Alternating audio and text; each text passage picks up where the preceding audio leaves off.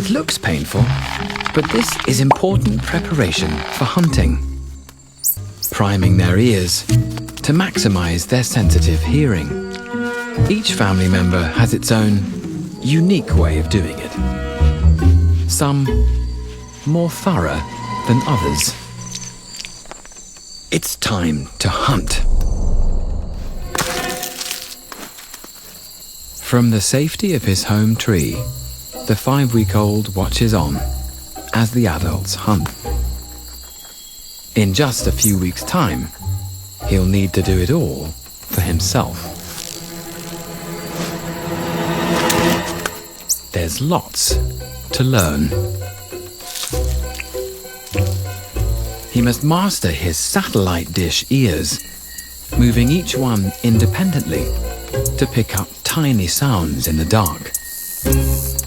Next, he must learn to tilt his head to judge distance.